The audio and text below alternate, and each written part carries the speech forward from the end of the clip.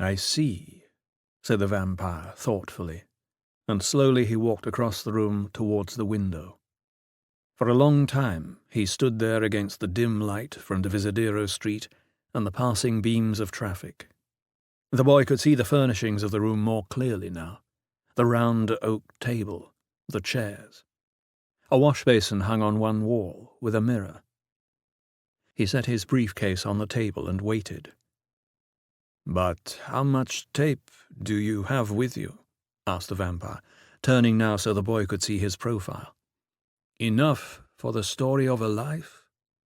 "Sure, if it's a good life. Sometimes I interview as many as 3 or 4 people a night if I'm lucky. But it has to be a good story.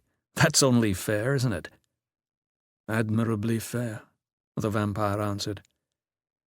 "I would like to tell you the story of my life, then. I would like to do that very much."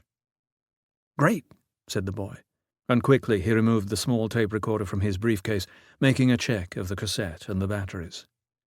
"I'm really anxious to hear why you believe this, why you—" "No," said the vampire abruptly. "We can't begin that way. Is your equipment ready?" "Yes," said the boy. "Then sit down. I'm going to turn on the overhead light." "But I thought vampires didn't like light," said the boy. "If you think the dark adds to the atmosphere—" But then he stopped. The vampire was watching him with his back to the window. The boy could make out nothing of his face now, and something about the still figure there distracted him. He started to say something again, but he said nothing, and then he sighed with relief when the vampire moved towards the table and reached for the overhead cord.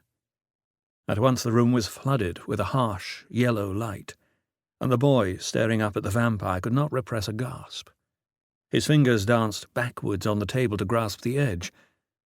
"Dear God," he whispered, and then he gazed, speechless, at the vampire. The vampire was utterly white and smooth, as if he were sculpted from bleached bone, and his face was as seemingly inanimate as a statue, except for 2 brilliant green eyes that looked down at the boy intently like flames in a skull. But then the vampire smiled, almost wistfully, and the smooth white substance of his face moved with the infinitely flexible but minimal lines of a cartoon. "Do you see?" he asked softly. The boy shuddered, lifting his hand as if to shield himself from a powerful light. His eyes moved slowly over the finely tailored black coat he'd only glimpsed in the bar, the long folds of the cape, the black silk tie knotted at the throat, and the gleam of the white collar that was as white as the vampire's flesh. He stared at the vampire's full black hair, the waves that were combed back over the tips of the ears, the curls that barely touched the edge of the white collar. "Now, do you still want the interview?" the vampire asked. The boy's mouth was open before the sound came out. He was nodding. Then he said, "Yes."